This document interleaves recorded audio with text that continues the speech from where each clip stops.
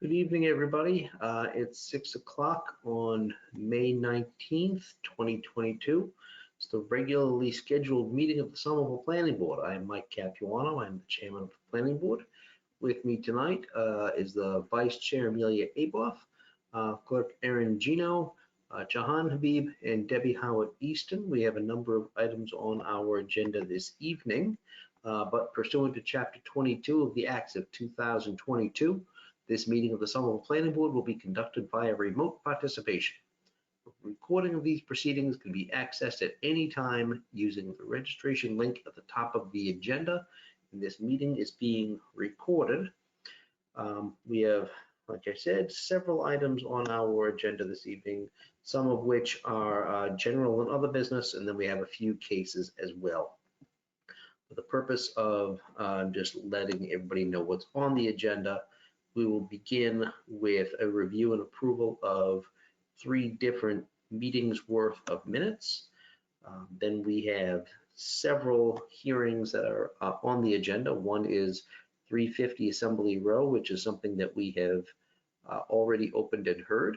We will also have a different application for 350 Assembly Row, which is a different application for a major amendment to the PUD. We have 304 Somerville Avenue, who has requested a continuance to June 2nd, 2022. We have 518 to 524 Somerville Ave, who will be read into the record soon. We will also have a presentation by Charlotte on updated submission requirements, and we'll have to take a vote on the adoption of those requirements. So what I'd like to do first is move to continue 304 Somerville Avenue to the June 2nd meeting. Seconded by Amelia. The chair votes aye. Amelia votes aye. Jahan votes aye. Erin votes aye. Debbie votes aye.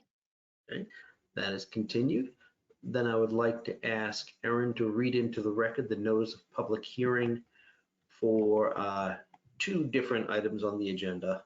One is the 350 Assembly Row major amendment, and the other is 518 Somerville Avenue. Absolutely. Okay, so reading into the record, 350 Assembly Row, P&Z 22-064. Street Retail LLC seeks a major amendment to the Assembly Square Planned Unit Development Preliminary Master Plan, which is case number PB 2006-59, as previously amended to incorporate the Block 7A guidelines and strike Block 7 from condition 39.2. Second, reading into the record, 518 to 524 Somerville Ave, P&Z 21-063. This is Nuestra LLC, DBA, the Boston Garden Dispensary, proposes to establish a cannabis retail sales use in the Mid-Rise 4 district, which requires a special permit. Thank you very much.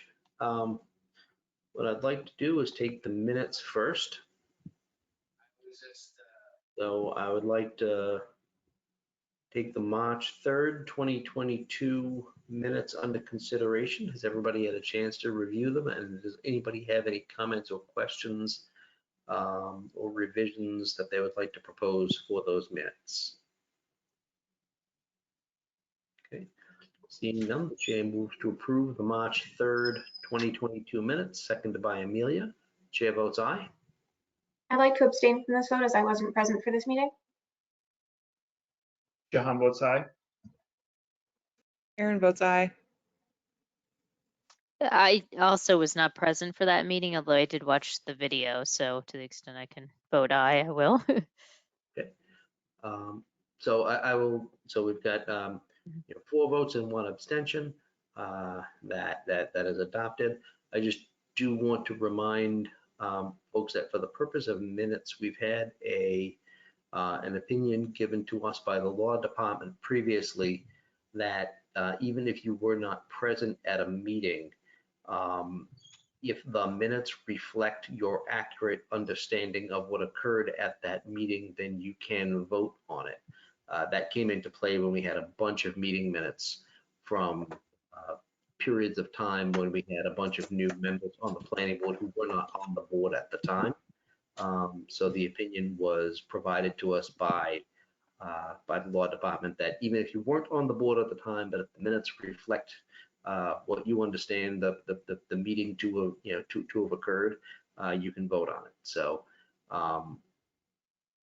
for anybody's future edification, in case you're worried if you've missed a meeting or something comes in before, with the hope that we will get a few new members on board to round out a full panoply of members, then they will be instructed the same way, because we'll inevitably have minutes that will have to be adopted before they were on the board. So the next one that we have is March 17th, 2022.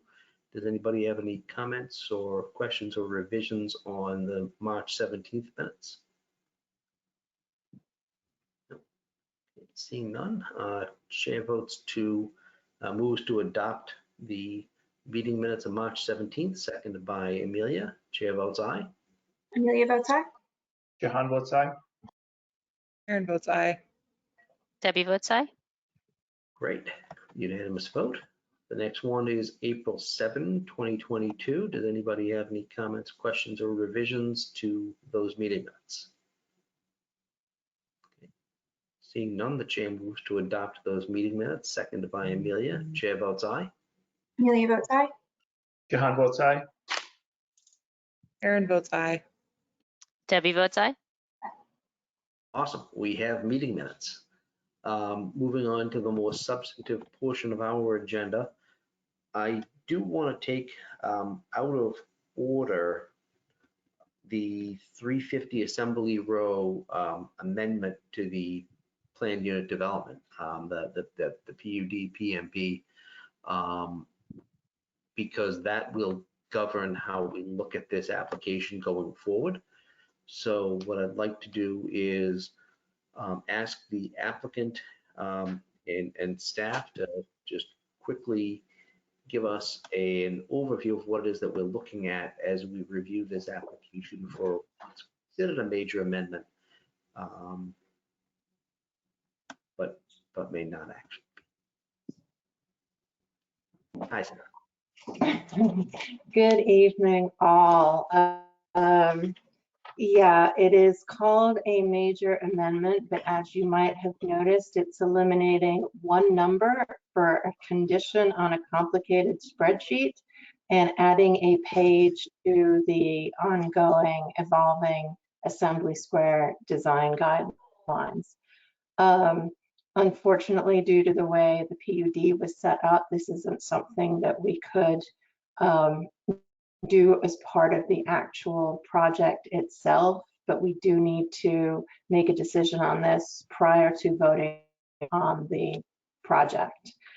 I believe the applicant has always done a good job on keeping us up to date and on track on these sort of things. I will say that Mr. Chair, just for your benefit mostly, I did do a clean sweep through the PUD conditions and the findings while we are still under the obligation of the old ordinance and those old findings because of the PUD.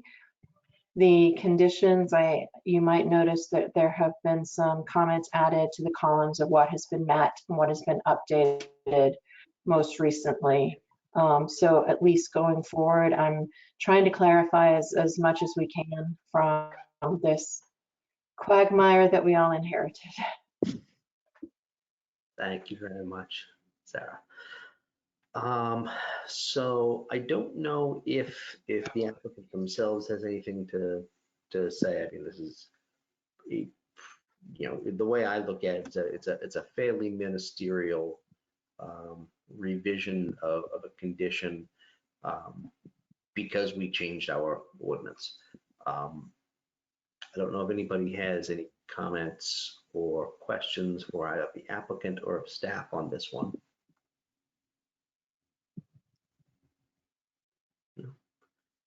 Okay. Yes, Aaron.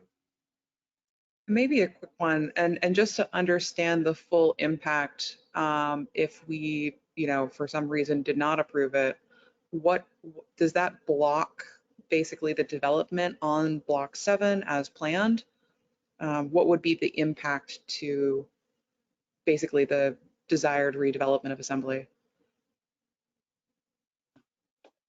Through the chair, because the proposed development has to match the design guidelines that are shown, if there was discrepancy between the two, then it would need to go back to a redesign.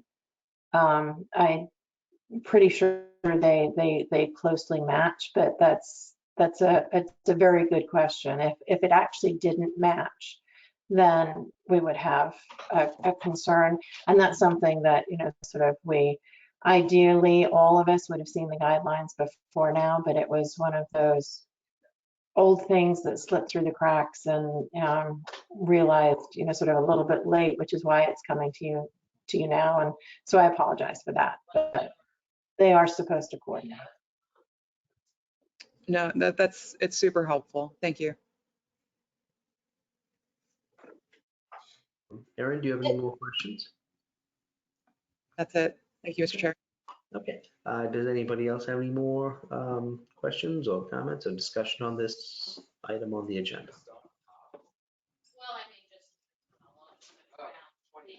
I hear somebody in the background. I don't know. Okay, seeing none, this was noticed as a public hearing. So what I'm going to do now is open up a public hearing for anybody that wants to speak in support of this application. I'm gonna ask anybody that wants to speak in support to use the raised hand function on your little go to meeting thing, and I'll call on you in the order in which I see you. I see. This is Raisa speaking, Mr. Chair. I see a hand raised for Patrick, Yep. but I believe he is one of the speakers. That might be true. I don't know if he wants to present testimony. This is the time for testimony. So if Mr. McMahon wants to be recognized for the purpose of testimony, I would ask for him to be unmuted. This is Raisa speaking. Patrick, you have been unmuted. Thank you very much, Mr. Chair and members of the board. Appreciate the consideration tonight. Indeed, I raised my hand. I had tried to speak up earlier when you asked if the applicant had any comment relative to Sarah's presentation, and I was simply raising my hand to say, no, actually we think she accurately and comprehensively covered it all. So thanks to Sarah and no further testimony. Thank you very much, Mr. McMahon. I'm going to take a quick scroll to make sure I'm not missing anybody. I'm not. I'm going to close that portion of the public hearing and open it up to anybody that wants to speak in opposition to this application. I'll ask you to raise your hand.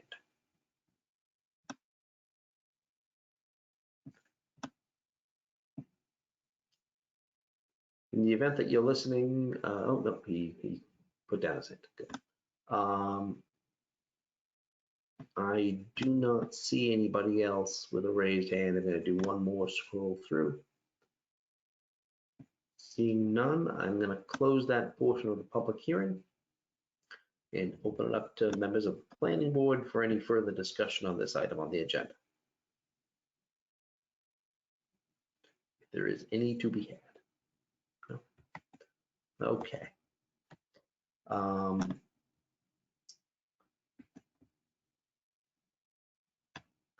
Seeing none.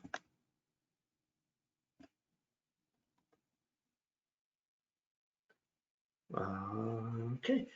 Following public testimony, review of the submitted materials, and deliberation of the required considerations outlined by the zoning ordinance, I move to approve the major amendment to Assembly Square Planned Unit Development Preliminary Master Plan, case number Planning Board 2006-59 as amended, to incorporate the Block 7A guidelines and strike Block 7 from condition 39.2.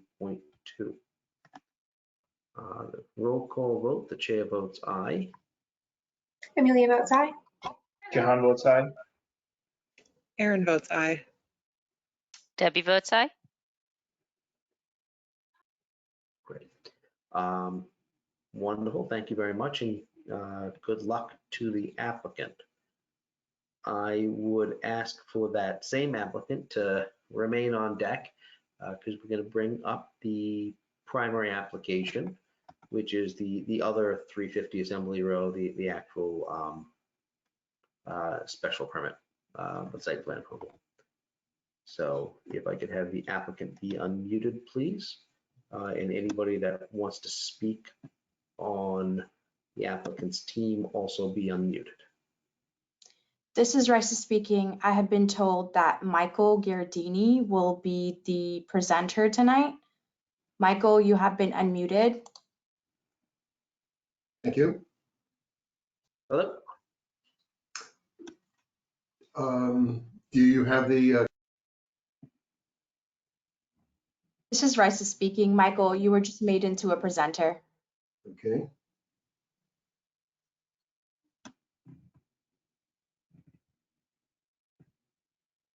Oh, there it is.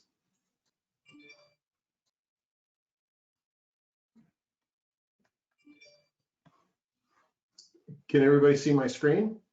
Yes, sir. Okay.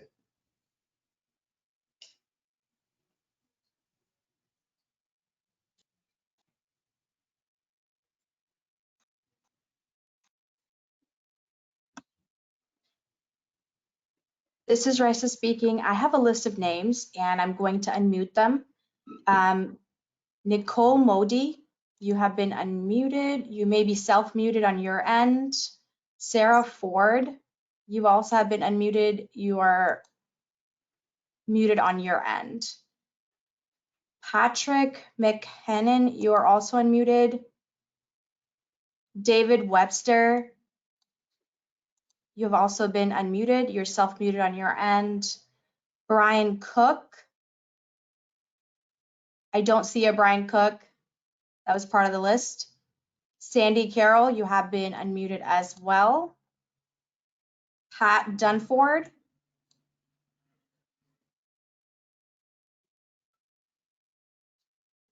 Dale Horseman, you've also been unmuted. You're self-muted on your end. That is everyone on the list.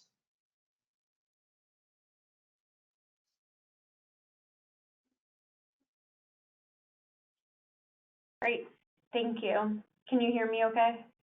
Yes, if you, whoever's speaking, if both you and anybody that also might speak on behalf of the applicant, if you could just introduce yourself for the purpose of the record, please. This is Sarah Ford with Federal Realty, Development Director. So thank you, Mr. Chair, members of the board.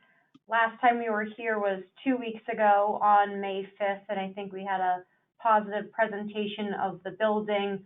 Of course, needed to come back tonight to take care of the major PUD amendment first.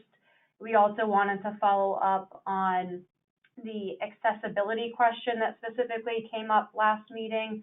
So we're going to just do a very quick overview to refresh everyone's memory in terms of what the project consists of. Michael, if you can advance the slide, please. Next slide. So as you heard, I'm joined tonight by a number of my colleagues, Patrick McMahon and David Webster with Federal Realty. We have Michael Giardina and Sandy Carroll with Jacobs, Dale Horsman on tonight with VHB, Nicole Modi with Copley Wolf, who will be presenting the public realm in response to the accessibility questions that came up, as well as Matt Snell, our counsel on the project. Next slide, please. I think everybody is familiar with where Assembly Row sits within Somerville. The call out on Assembly Row is specific to 350 Assembly Row, Block 7A. Again, one of the reasons we're especially excited about this project is it completes our main street of Assembly Row. Next slide, please. Again, just some precedent images of happenings around the site.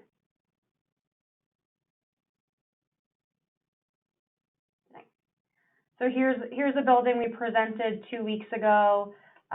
In terms of a quick refresh, we have 2 levels of below grade parking with approximately 175 parking spaces, resulting in about a 0.5 spaces per 1,000 square feet. The ground floor has 17,000 square feet of retail. And on top of that, we have 6 levels of lab office program with 2 levels of mechanical penthouse above.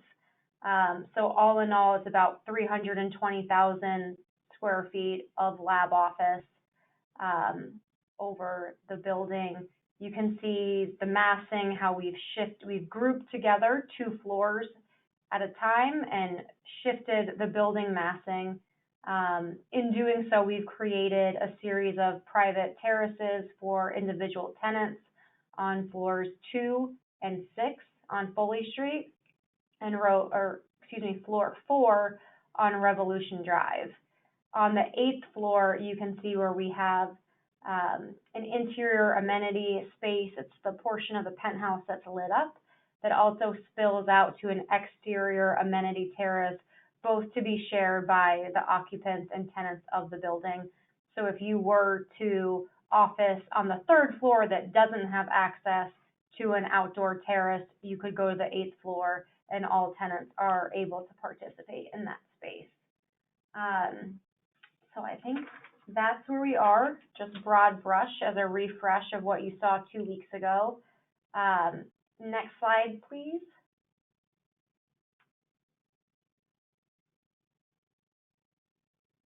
There we go. So this was the major PUD amendment and design guidelines that we just voted on, showing how the design complies with these new guidelines. And then last meeting, we did have a specific question about how we are addressing accessibility concerns. So Nicole at Copley Wolf took a closer look so that we could better address that question for this meeting. So I will turn it over to Nicole. Thanks, Sarah. This is Nicole with Copley Wolf Design Group. So here you see a quick refresher image on the overall site plan as proposed and discussed 2 weeks ago, as Sarah mentioned. We have our assembly standard streetscapes with our fully flush blue nerf connecting across Assembly Line Park to Block 8. Next, please.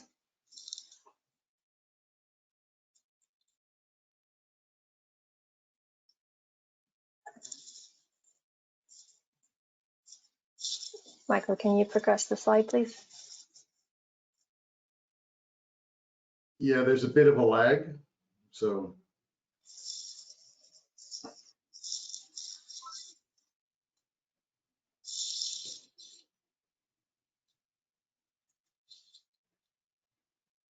Great, thank you.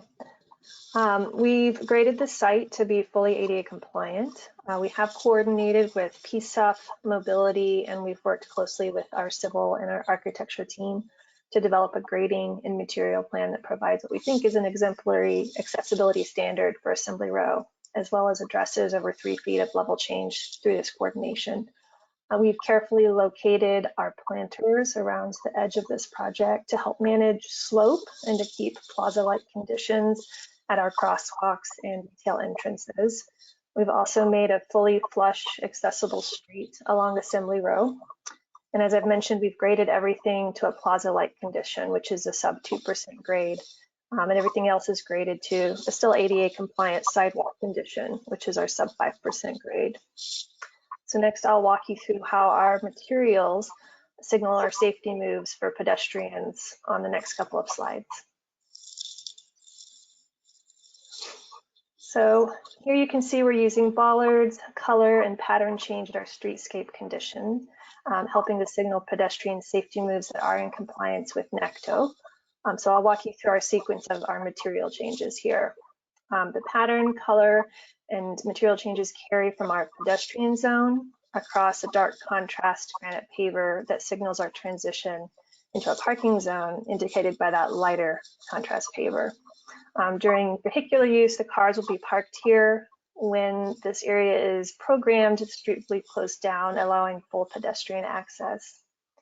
So as we continue across this section, we cross a textural patterned border, then a smooth flush granite curb, and another textural pattern border that all signal passage into a vehicular area in the Wooner zone.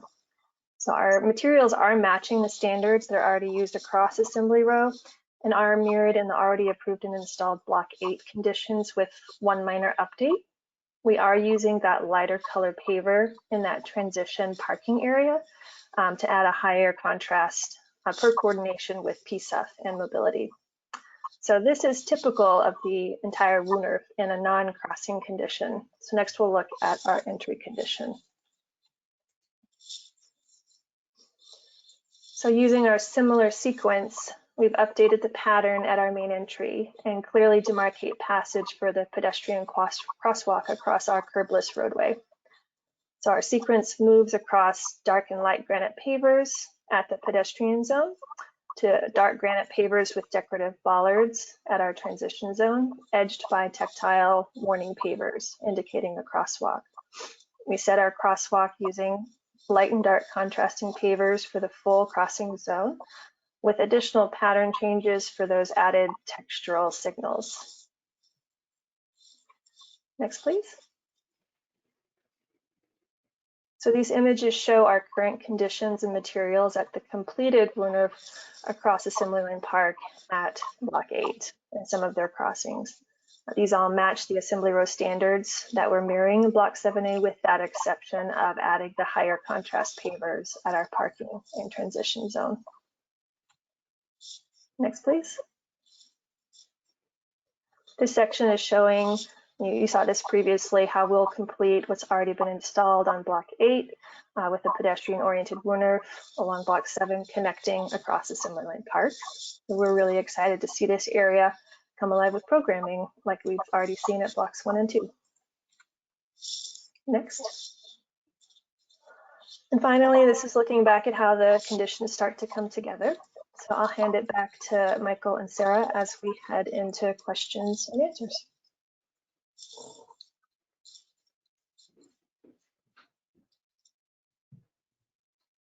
I think that's everything that this is Sarah Ford with Federal Realty. And that concludes the portion of our presentation for this evening, and we look forward to answering any questions you may have. Thank you very much for the presentation. Does anybody on the planning board have any comments or questions for the applicant at this time?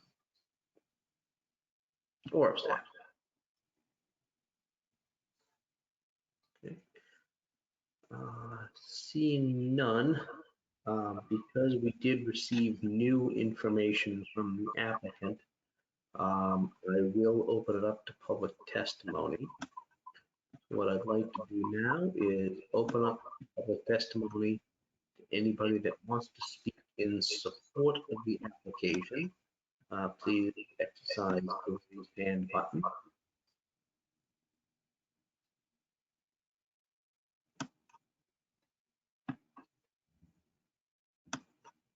Going once.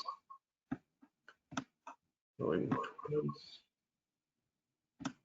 Seeing none, I will close that portion of the public hearing, and I will open up to anybody that wants to speak in opposition to the application or otherwise express concern.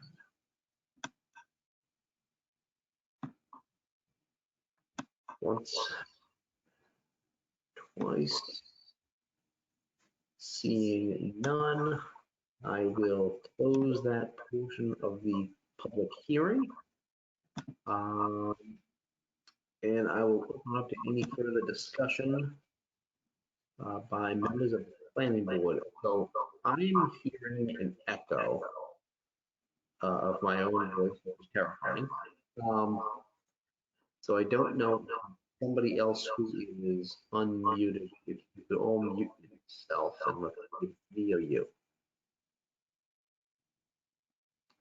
Can we hear me? It's you. Great. So let's continue any discussion by the board and between the board, staff, and the applicant if necessary. Does anybody have anything else they'd like to add the benefit of this application?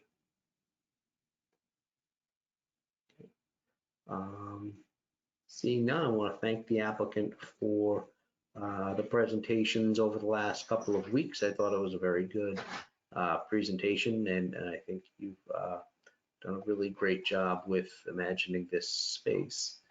What I'd like to do, there are a number of votes that I think we have to take on this application. I see 3 different votes that we'll need to take, so I'm going to take them one by one.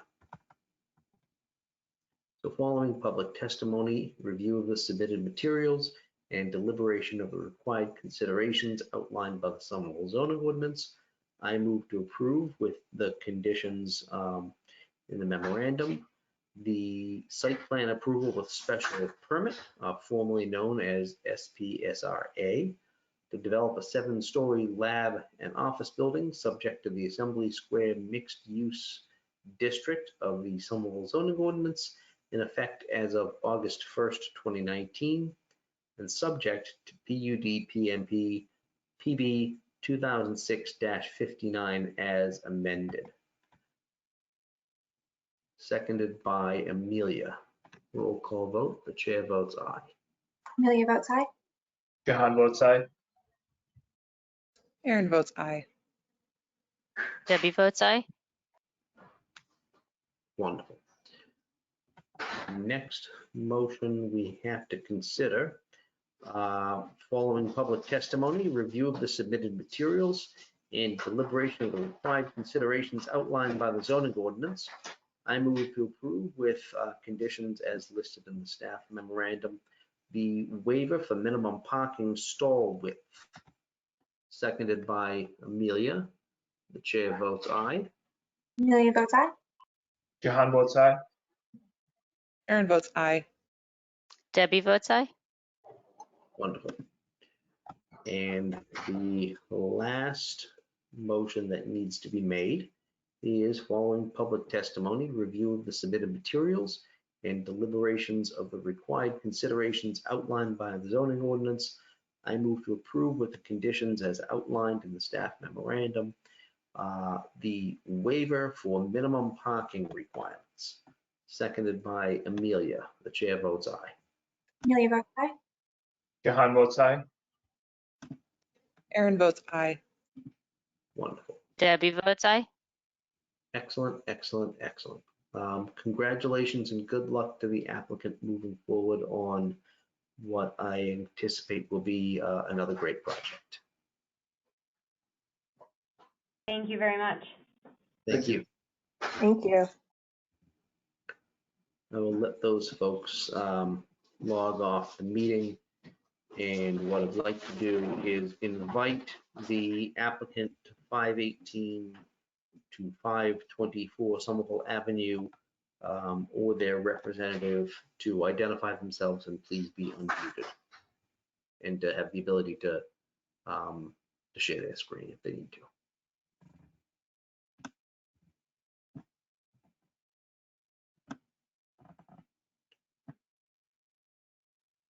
This is Raisa speaking. I see 3 hands raised. I am going to unmute Bill Silverman.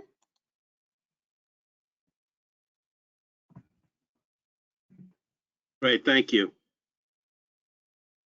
And I'm also going to unmute Evelyn Rivera, Jonathan Tucker,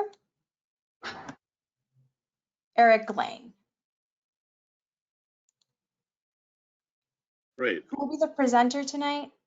I will. This is Phil Silverman. I'm wondering if we can allow Evilise to share her screen. Yes. Evilise Rivera, you have been made into a presenter. I was gonna say, Royce, I think we still see the shared screen from the previous applicant, so there we go. I got rid of it. Okay, thank you. All right, go ahead, Evilise, if you can share. Hi, Evilise Rivera. Let me figure this out.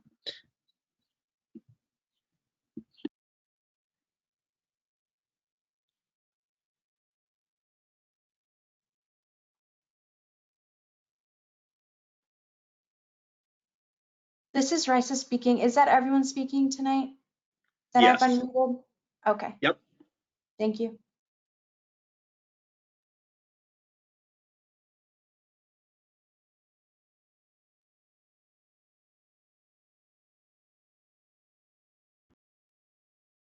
Doesn't seem to be allowing me. Are you not able to share your screen, Phil?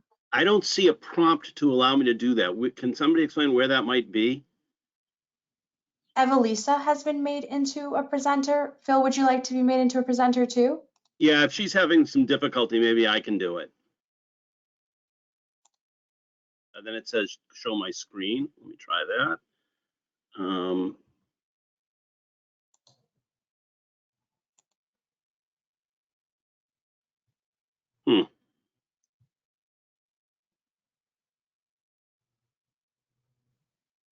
Can anybody see my screen? This is Raisa speaking. We can see your screen. Are you seeing the one with the site plan on it? No, we are seeing the one that's inviting you to join the meeting.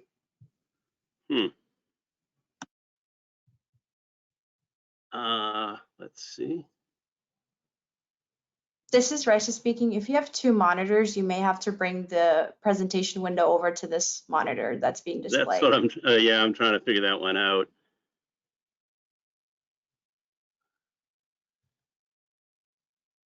Now we see the project narrative.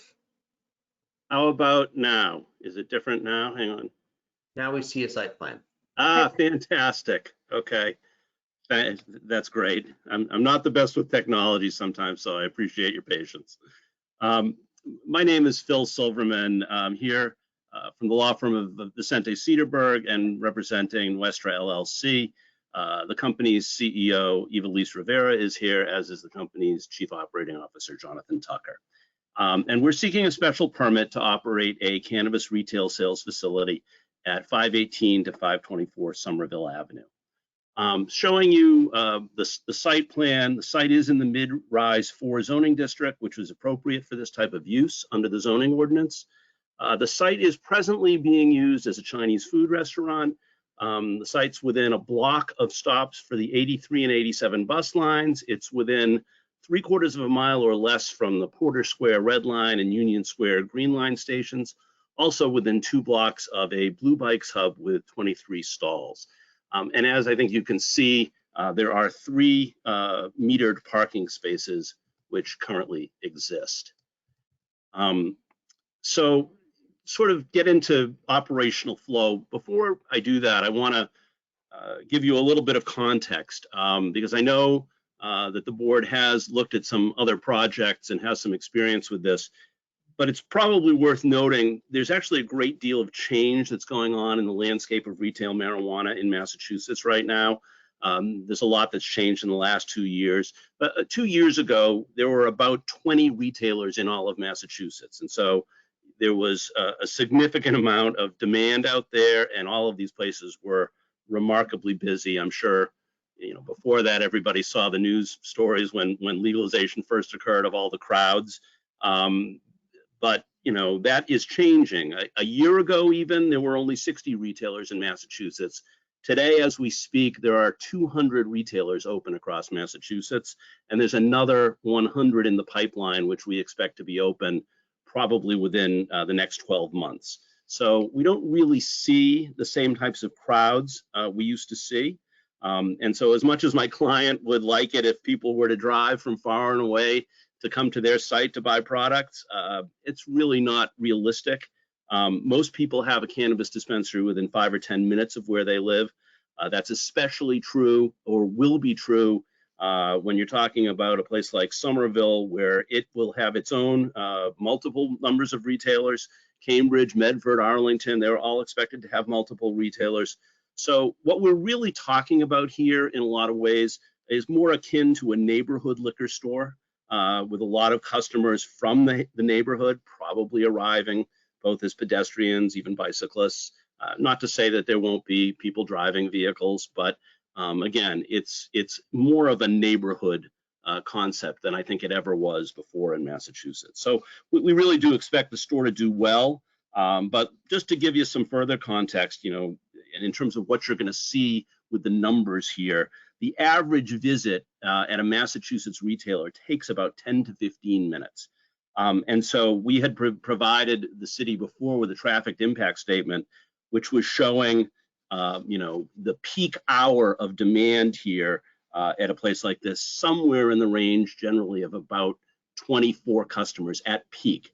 And so if you break that down into 15-minute segments, which is how long the customers come and go, what you're really talking about is about 4 to 6 customers during any 15-minute period. So now I'm also going to take you through sort of how those customers flow through the facility. So I think you can see entry on the lower right-hand corner on Somerville Avenue, and they immediately go into what's called a Sally Port. They get buzzed in. They cannot go any further into the facility without showing their identification to security personnel at a desk behind some windows. Once that is taken care of, they will get buzzed in through a door into the main sales area, where they are met by a sales agent who handles the customer, figures out what the customer is looking for, what products they're looking for, takes them to one of the, we have 10 point of sale stations here, takes them to one of those. ID is checked a second time at that point of sale, just to make sure, again, they're 21 years of age. They fill the order at that point, assuming the identification checks out, and then that person exits through a separate door, again, onto Somerville Avenue.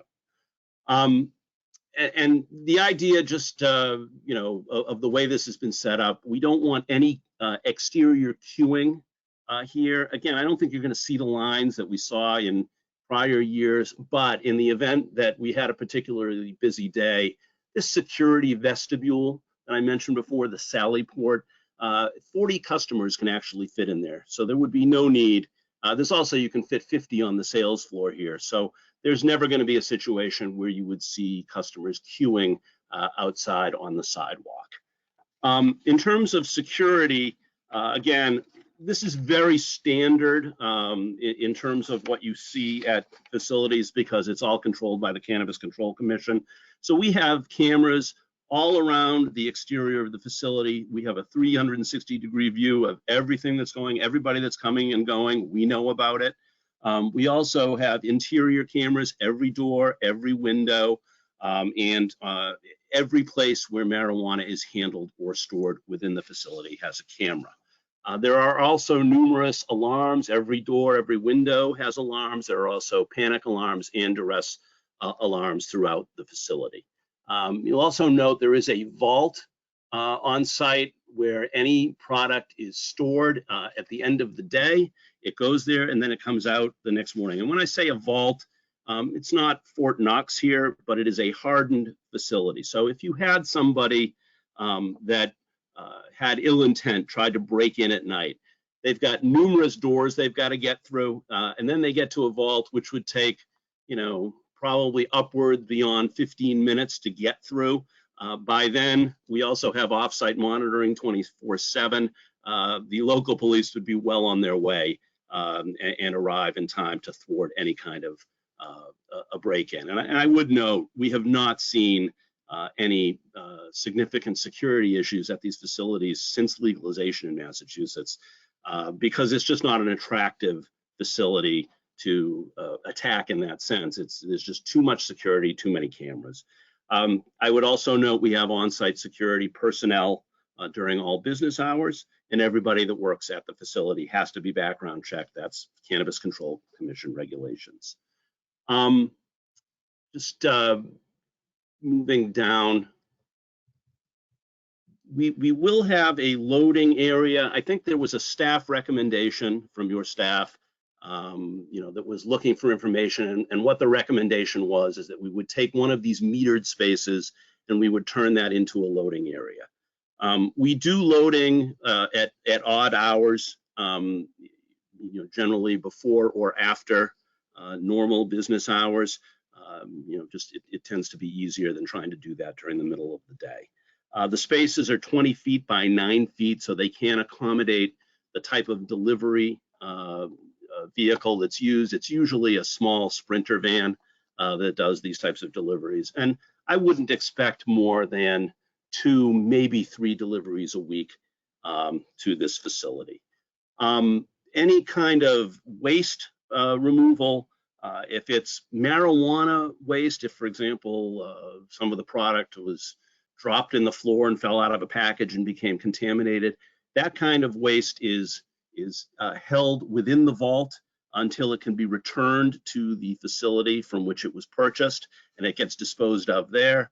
And any non-marijuana waste gets disposed of in a small trash can out to the rear of the facility that's picked up by a commercial trash vendor.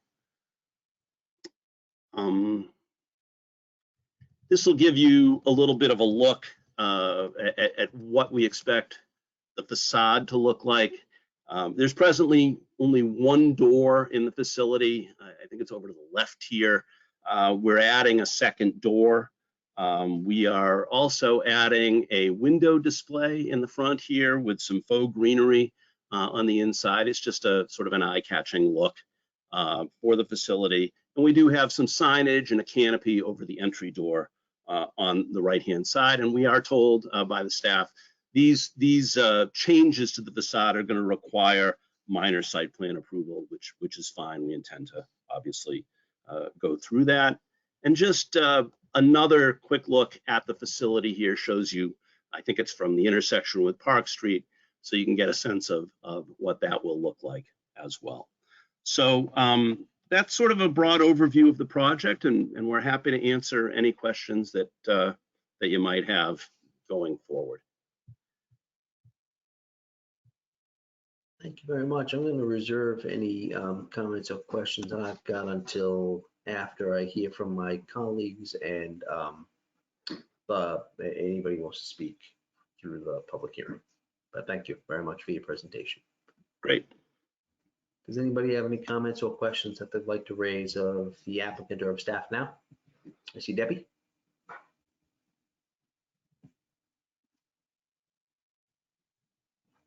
Muted. I don't know if this is for staff or the applicant, but the loading zone area, is that intended to be metered parking in the off hours when loading is not expected, or is it a designated permanent loading spot? Let me start answering, and then maybe the staff can sort of back me or comment on that. It's our belief that you probably don't need to have it be a loading area full time, and maybe preferable not to have that, because I'm sure you'd like to keep the parking space. We think we can do the loading before hours and after hours, but I would really defer to the staff, which sort of raised the issue. We're happy to comply with whatever seems preferable from the city's standpoint. This is Charlotte Lee speaking. Whether or not the loading zone is full-time or just during certain designated hours would ultimately be up to the, I'm going to butcher their name, Traffic and Parking Commission. There's a city commission that regulates on-street curbside usage and takes the recommendations of the Mobility Division into account.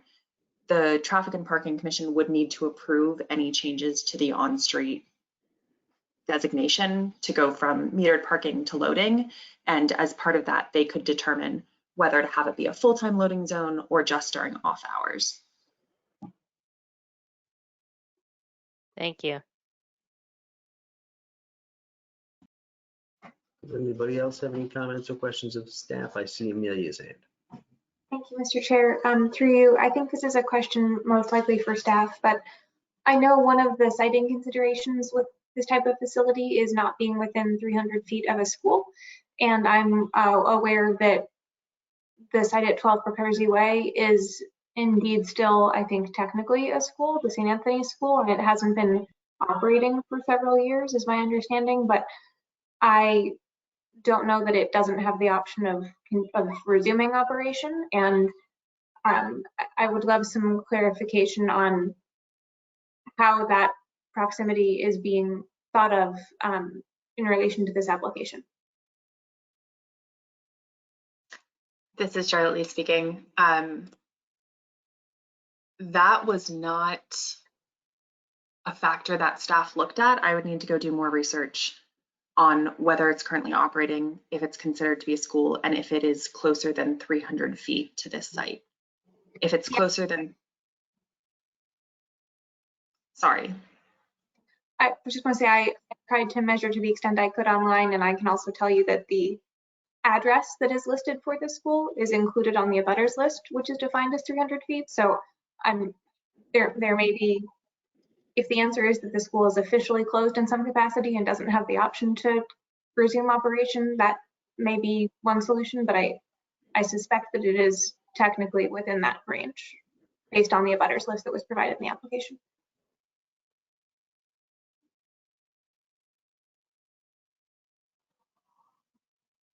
This is Charlotte speaking.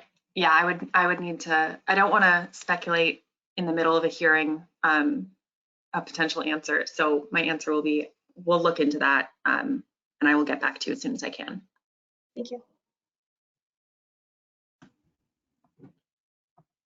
Thanks, Amelia. Does anybody have anything that they'd like to add before I open it up to public testimony? Okay. Seeing none, what I'd like to do now is open up this hearing for oral testimony for anybody that wants to speak in support of the application. If you'd like to testify, please exercise your raised hand. I see two people with their hands raised right now. I see an Eric Lane and a Jonathan Tucker. So I'd like to have Mr. Lane is the first person I see be unmuted. Yeah, I'm actually here with the applicant. I'm the working with the civil engineer, Hayes Engineering. I wasn't where my hand was still raised. I just did it to be have my mic there, so no comment. Okay. Thank you. I also see Mr. Jonathan Tucker. So if Mr. Tucker could be unmuted. No, I am with the company New Estra. I am obviously in support of the project. I was just having a chuckle. On a side note, having grown up in the People's Republic of Charlestown, the name Mike Capuano holds a lot of weight, and it was fun to come on there and see your name and your face there. So thank you all for your help and help guiding us here, and we look forward to, I hope, getting to work with you in the future. Thank you, Mr. Tucker. Scrolling through, I see no other hands raised, so I'm going to close that portion of the public hearing. I'm going to open it up to anybody that wants to speak in opposition to this application or otherwise express concern for it.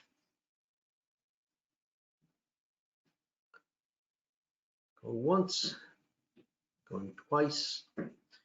I see none, so I'll close that portion of the public hearing.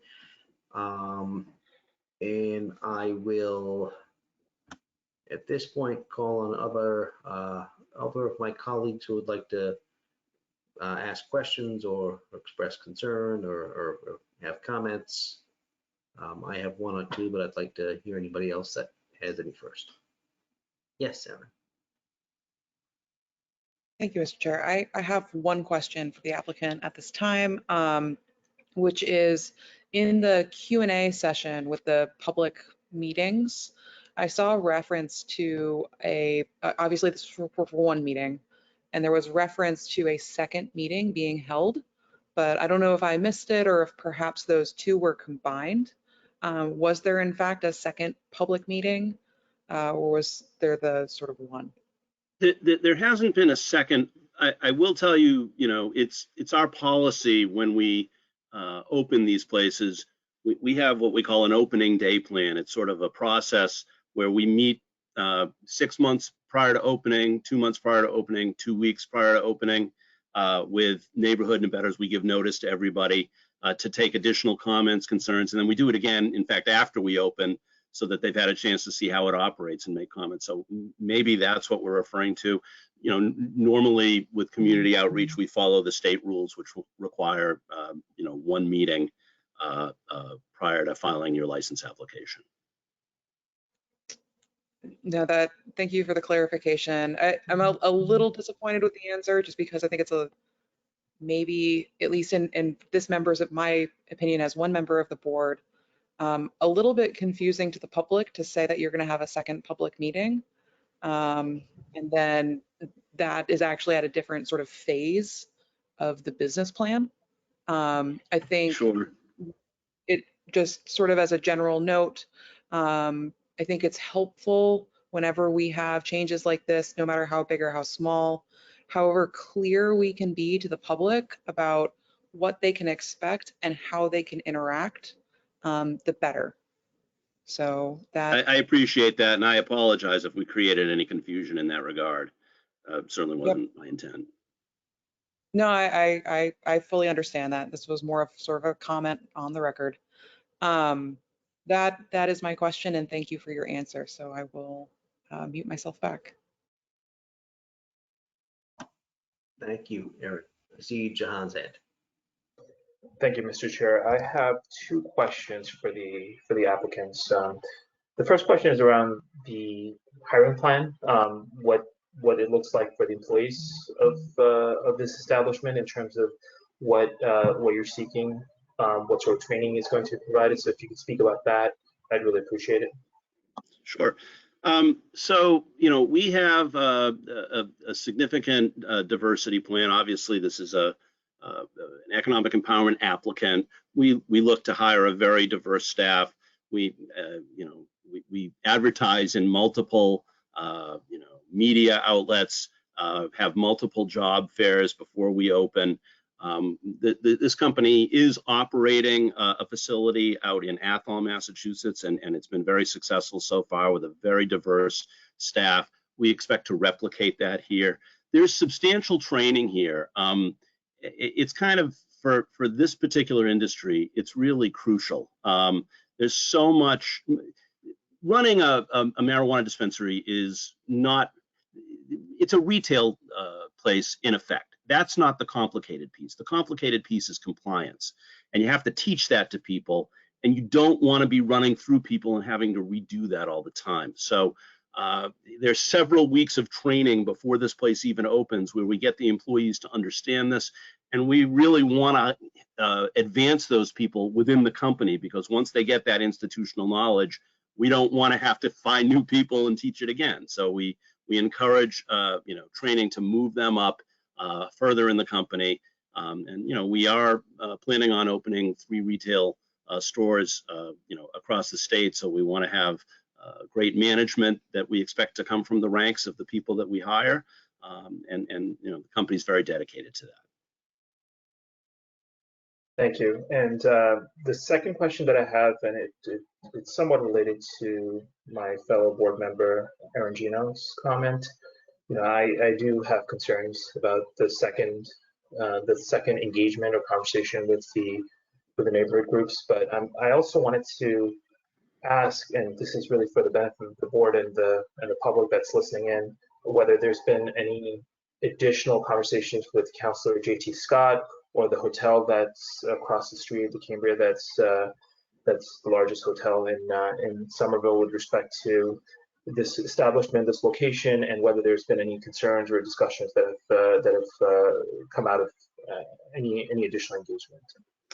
So we did reach out to Councilor Scott to let him know that this meeting was happening. He did get back to us. I guess he's got a conflict tonight. He did indicate that he supported the project. And beyond that, we haven't had discussions with the hotel yet. Happy to have them at any time, but I think we sort of envision that as part of that outreach process that I described before, where we're having these periodic meetings. So, we certainly want to engage them and work with them to address any concerns that they may have as well. Thank you for the response. And the only comment that I have is that I would highly, highly encourage that engagement with the hotel and continued engagement with the neighborhood, not just the abutters, just to ensure that any concerns that may emanate from those discussions are addressed. So that's all I wanted to say. Thank you so much for answering my question, and thank you, Mr. Chair. Thank you, Jahan. So I have I see Amelia again. Thank you, Mr. Chair. I was just hoping to ask the applicant for clarification, and I'm sorry if I was going back and forth here between the application materials and the presentation, on the status of the proposed loading zone. So I understand that it sounds as though you have most recently coordinated with staff and are aligned on the idea that you will pursue a loading zone. And I think that must be more up-to-date information than the narrative that was provided. Is that correct? Yeah, I think, so I think we provided an initial narrative, and then we got the staff memo, and then we were asked in the staff memo to provide an updated transportation access plan, which I think we did. And that's where we, agreed, yes, we will make this parking change. Obviously, I think it's with the Traffic Commission. Whatever is determined is the right way to do this with this parking space, we're happy to do. Thank you for the clarification. I read in the narrative that the plan for if a parking space in front of the building was not available, that the delivery would simply not be made at that time. And while that sounds like a good solution, I suspect the answer might be that the vehicle would double park in the bike lane in front of the building instead. And I'd like to make sure we are pursuing the loading zone such that that is not the outcome. Thank you.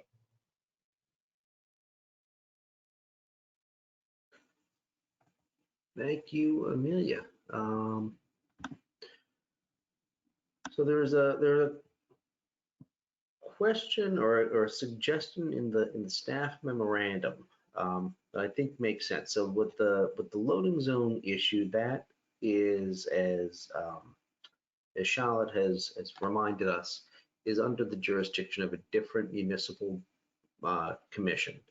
However, if this applicant is going to be coming back to us in a few weeks to answer the question of its proximity to a potential school, which I think is the kind of lingering question that was raised and needs to be addressed. There is also a staff concern that a condition should be included to update the TAP to identify a loading area. And even though we are not the municipal board with jurisdiction over whether that is sufficient, we have in the past with other applications required evidence in a condition that there is sufficient space to be able to do that, to go forward to that commission. We've done that most recently with an application where there was a loading vehicle kind of backing into a space to make sure that there was sufficient clearance for it and things like that. So that's certainly not something that the planning board has not considered in a condition in the past. And it's something that is consistent with the way that we look at how a TAP is considered to be sufficient and complete for the purpose of our voting on an approval or not. So what I'd like to ask is that the applicant does update the TAP for the next time that we have our, I think it's the June 2nd meeting, to be able to address those concerns that the staff has had as to the sufficiency of a proposed loading zone. And also that the staff is able to come back and make sure that they're not within 300 feet of a potential school. Like, I think the Archdiocese has closed the school permanently, but I'm certainly not the expert on that. Yeah, just on both those points, it's our understanding that the school's been closed since 2006. I know when other municipalities have dealt with this issue in somewhat similar contexts, they've sort of taken it as looking at what the status of a particular, offending use, might, or a buffered use might be at the time of the application. And I know the city of Boston did it that way when they had something similar, and they said, well, because it's not offering, classes right now, that was the factor. So that would be how we look at that. And as far on the transportation access plan, I think that what you're asking for, we actually provided, that shows how vehicles back in. But I think the issue is it may have only been submitted 2 days ago, and you might not have it yet. So I'll coordinate with Charlotte between now and June 2 and just make sure that you've got all the materials that you need. Excellent. I appreciate that. And I just, I don't think we as the planning board of the city of Somerville has been in a position where there has been a previously closed educational facility close to a cannabis location. So it makes sense that Boston would have looked at it as what the use is at the time of the application, but I don't know if we've been in a position to review that. So I would defer to staff to be able to review it on their own, and also swing it by our law department if necessary. Sure.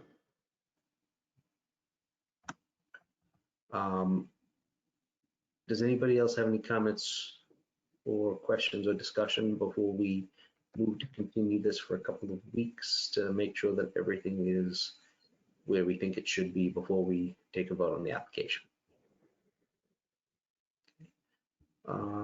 Thank you very much for the applicant for the presentation, and thank you to Charlotte for your explanation on certain aspects of this project. I'm going to move to continue this to the June 2nd meeting, second by Amelia. Chair votes aye. Amelia votes aye. John votes aye. Erin votes aye. Debbie votes aye. Wonderful. Thank you all very much, and we'll see you in a few weeks. Thank you. Thank you. The only other item on our agenda this evening is a presentation by Charlotte to change some of our protocols on some of the way we do applications. It is something that the board needs to vote on to formally adopt. So I'd like to ask Charlotte to make her presentation. I don't know if you have a slideshow or anything like that. I do have a slideshow, and we will be asking both the ZBA and the planning board to adopt these, but we're not asking for you to adopt them tonight. Tonight, we want to do kind of an overview presentation of why is this something that we've been working on? Why do we think this is valuable? And then we'll come back in 2 weeks, give you a chance to read through the 63-page document more thoughtfully and slowly, and then can address any comments then. So tonight is just an overview presentation of why are we doing this. So I'm going to share my screen.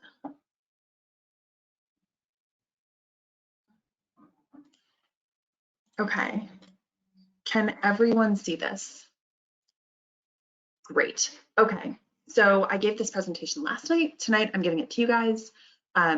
In your packets last week, we gave you a 63-page document that is our new submittal requirements manual. So, oh, this always happens. Okay, so the authority for establishing submittal requirements comes from 2 places. First, it comes from Article 15.1 of the zoning ordinance, which just says the review boards and the building official will establish submittal requirements and that those will be available on the city website. And then the second place is the Somerville permit grant, or the special permit granting authority rules and regulations, which can be found on Municode, say the planning director shall prepare an application form for planning board and zoning board of appeals approval to be used in filing any appeal or petition to the special permit granting authorities. The rules and regulations have minimum requirements that must be included, but don't discuss the form or the breadth of what these submittal requirements can address. So one of the reasons that this project is something we've been working on for a while is the current submittal requirements are not the most user-friendly. The way that a current applicant would use the submittal requirements are 15 pages. The way that you would use it is first, you'd read the first 8 pages to find general requirements for all development activities and some specific requirements for certain development activities. So for example, if you're doing signage, that would be considered a limited scope development activity, and it would be addressed on pages 4 and 5, but also addressed on pages 2, possibly 1, a couple of different places. Once you've read those first 8 pages, you would then need to read pages 9 through 14 to find additional requirements for certain development activities based on what's being proposed and on what pre-submission procedural steps are required. So something that you guys see a lot is buildings, relatively large buildings, which require site plan approval. In the past, you've seen buildings that are 70 feet tall or higher.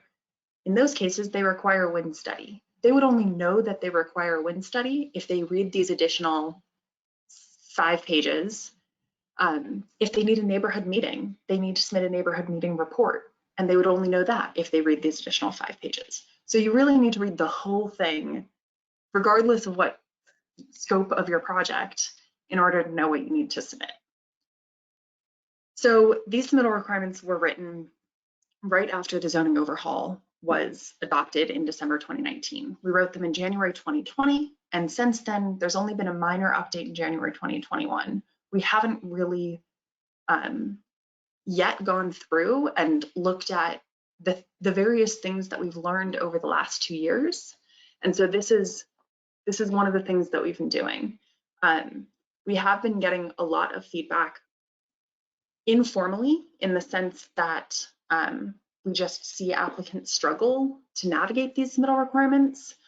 And so we've been trying to address those. 2 of the big struggles are you need to read the entirety of the submittal requirements in order to know what you need to submit. And advice for pre-submission steps, neighborhood meetings, urban design meetings, is really done on an ad hoc basis right now. There's no consistent written out set of guidelines. So with all of the things that we've learned over the last couple of years, we had a couple of goals with these new submission requirements. First, we wanted to establish a framework that can change over time. These submittal requirements, for example, don't address thoroughfares or civic spaces, but those are development activities that we know will need to be addressed at some point. They just haven't been addressed yet, but they can be incorporated later on. We also wanted to preemptively address common questions that we get. We get this goal is kind of embedded into the entire framework of the submittal requirements, how they're laid out, et cetera. We really tried to shape the submittal requirements based on what have we been hearing applicants struggling with, and how can we provide guidance before they struggle with that, so that hopefully the process can go more smoothly. We also wanted to create easy to use application checklists. Going with the signage example, the current setup is you need to read the entire submittal requirements to make sure you don't miss something. With the new setup, signage would have a 1 to 2 page checklist that addresses all of the procedural steps that they need to go through and all of the documents that they need to submit. We also wanted to develop clear written standards for each document type. There can be a lot of differences between what different communities may require on a site plan. For example, on our site plans, we need information about what the sidewalk width is, because that's a standard that our zoning ordinance cares about, but that's not true of every zoning ordinance. So we want to identify some of those things early on, so that when we're talking about a site plan, we're all talking about the same thing. We also wanted to provide consistent, timely guidance at each step of the process.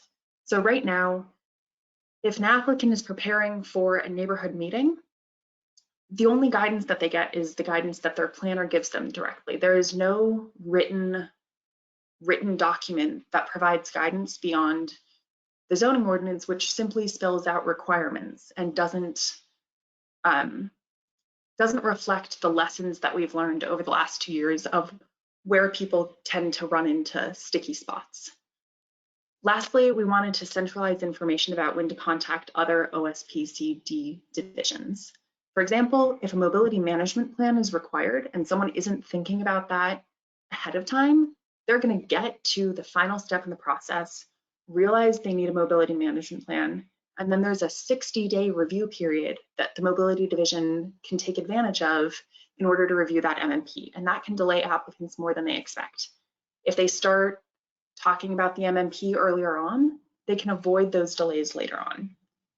So with these goals in mind, how have we organized the manual to try to achieve some of those goals?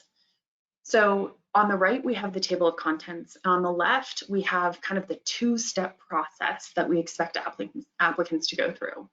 So step one, identify what you're trying to do. If you're developing a principal building, you would look at chapter 2A, which talks about developing a principal building. If you're talking about signage, you go to chapter 2E. And it's we tried to make it fairly straightforward based on easy to understand what am I doing, not what permits do I need, because the same project could require special permits, hardship variances, site plan approval, a mixture of those. And we don't expect applicants to know that. We just expect them to know, what are you trying to do? Are you trying to develop a building? Are you trying to do signage? That is a much easier question. The three exceptions to that are hardship variances, plan revisions, and administrative appeals.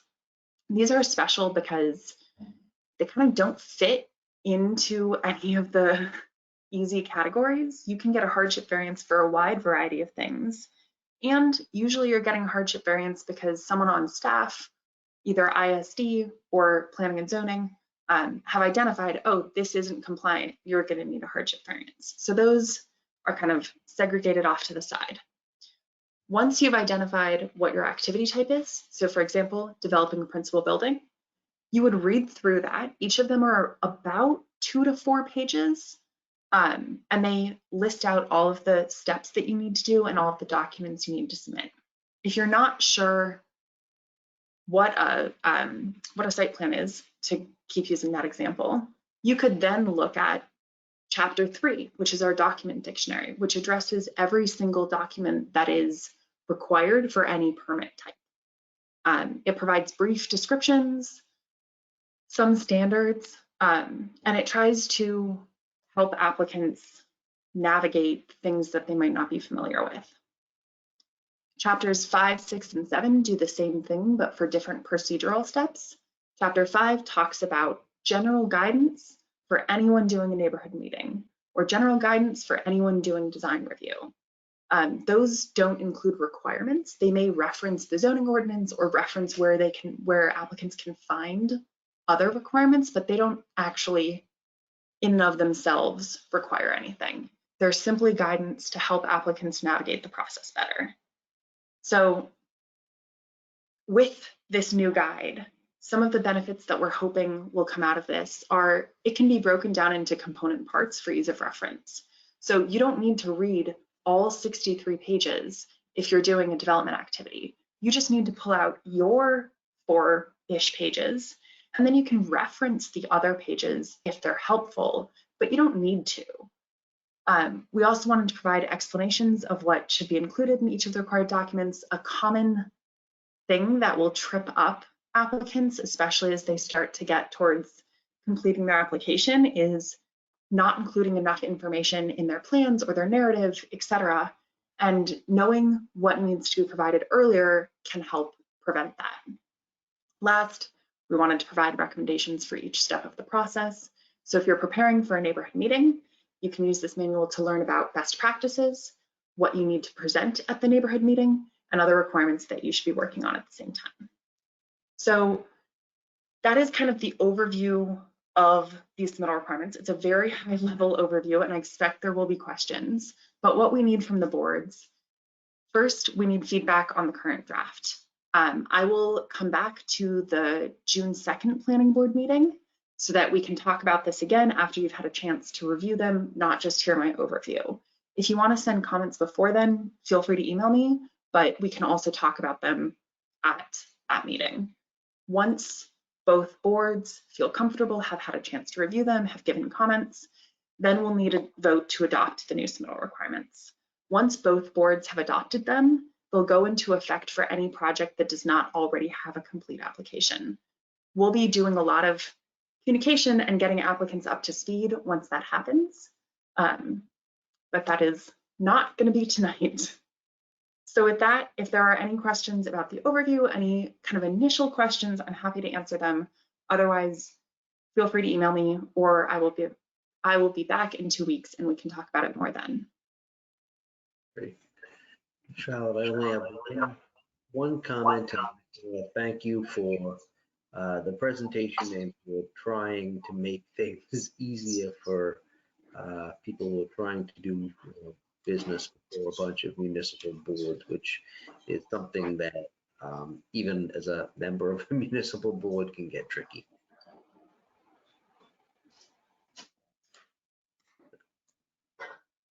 Does anybody else have any questions for Charlotte at this time? Yeah, Amelia.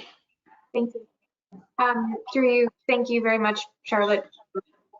As Mike said, your efforts to put this into a more user-friendly format, I think it will be greatly appreciated. One feedback that I had in my quick initial review was I think it might be useful to consider adding up front somewhere a list of reasons, a list of situations under which you do not need to go through this process. So I suspect that this document will be one that is sort of featured on the application steps pages. And I know that if you refer back to the ordinance, there's more clarity on when you do not need to go through this process, but it may be worth thinking about whether that's something to add sort of at the upfront routing of readers. Feel free to dismiss that, but may be useful.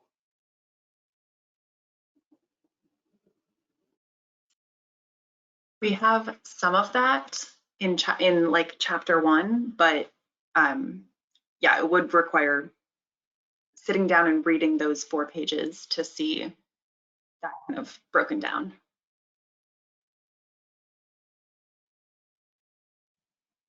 Amelia, are those your questions? Are you through? That was my only question for today. Thank you. Just want to make sure you were finished because I also saw your hand. Yeah. Yeah, thank you, Mr. Chair. I mean, maybe just sort of 2 questions to help me think through what feedback you guys have gotten already. First off, who are the intended audiences for this document? Because you can imagine for zoning and planning, we have large scale developers and homeowners.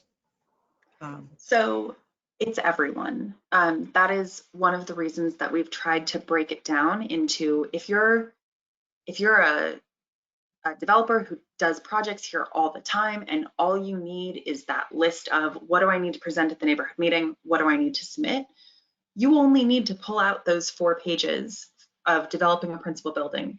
That's all you need. You can read that and be done.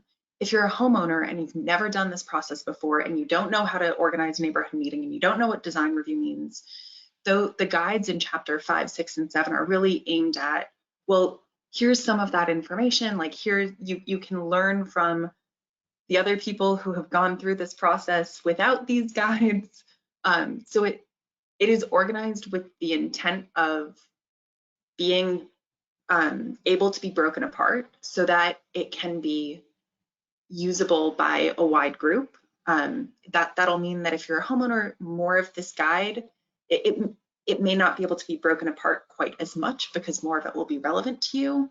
But if you're someone who's before the boards all the time, you only need 4 pages. And that is a vast improvement over the current submittal requirements. Okay, thanks.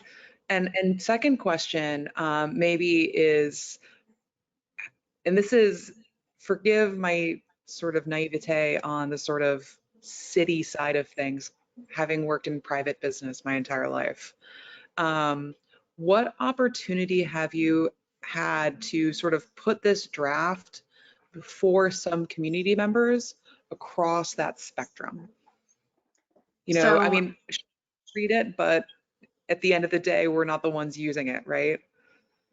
So we did meet with some frequent flyers earlier on in the process to kind of hear what the problems with the current submittal requirements were, hear from a more in a more formal manner, not just people expressing confusion, but actually sitting down and talking through, do you like how these are organized? What's working, what's not? We have not sent this draft out for public review. We are fully expecting that this is even once it's adopted, it's still somewhat of a work in progress. And we think there will be points of confusion and things where we missed it. And we were like, oh, we thought this was super clear. Turns out it's not. And we fully expect to keep updating this, keep hearing what is working, what isn't, and revising it. That said, it has not yet gotten that public view, but we anticipate that it will get lots of feedback as it starts to be implemented, and we'll be back here with more revisions sometime after that. Well, that's super helpful. And just maybe one final question, if I may, which is, given the amount of effort that, like, I know this first one is sort of a big push, but how do you kind of envision those sort of second drafts to be able to be reactive to those community measures? Like, what's that time frame? So this first draft was, it's been a couple months in the making. I think any subsequent drafts, so there could be like different scales of what needs to be updated. If we're finding that if we're finding that applicants are just really confused by how something is phrased, or think that there's another really important point, like another really important best practice about neighborhood meetings that isn't included, that can be updated pretty quickly, because that would be pretty easy to incorporate. We've set these up so that they're expandable.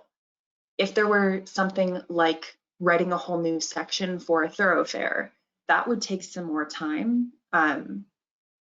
Those are things we have thought about, even if they are not yet solidified, simply because we haven't seen enough thoroughfares to have ideas of best practices, because they're still, the first ones are working their way through the process. But we expect at some point in the future, once we've seen a couple of those and have recommendations based on past experience, that those would be included. Same thing with civic spaces, same thing with some of the special permits that are in the code, but not sure most people know they exist. There is a special permit if you want a dog park less than 10,000 square feet, and we have heard no interest about that in the last 2 years. So that's not addressed in this, because we didn't think that that was the most efficient use of staff time if no one has applied for it yet. No, that makes sense. And thanks for the clarification. It helps me kind of read through and put my elderly neighbor hat on. Please do. That is one of the reasons why we wanted to do this presentation, but then we want to give you a good chunk of time to read through it, sit down, give us comments, because we're well aware that so far this has only been reviewed internally, and that not everyone will have the same perspective that we have. Yeah, thanks. I appreciate it. Does anybody else have any questions for Charlotte at this time? Yes. Apologies, Mr. Chair. Erin's questions raised one more for me, which is just, Charlotte, what is the most effective way for us to give you feedback in this? So there are two options. Option one, I can send out a Word version of this. We sent out a PDF, but if you'd rather do like tracked changes, comments, all of that, that is one option.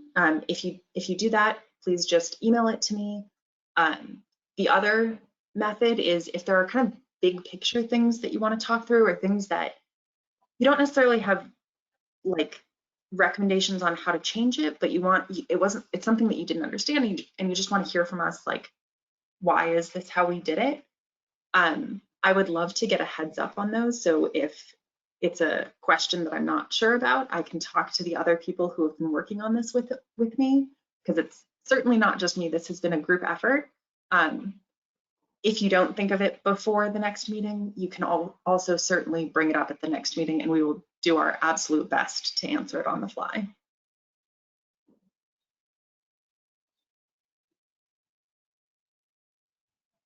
Thank you. Thank you. Is there anybody else who wants to enter into the discussion at this point? No? Wonderful. Seeing none, I want to thank Charlotte for her presentation, and I look forward to discussing it more in a little bit of detail in a few weeks. And does anybody else have anything that they would like to add for the good of the meeting? That was the last item that we had on our agenda. Okay. Seeing none, the chair moves to adjourn at 7:30 on the dot. Second by Amelia. Chair votes aye. Mary votes aye. Jahan votes aye. Aaron votes aye. Debbie votes aye. Planning board is adjourned, and go Celtics. Good night. Good night, everybody. Good night.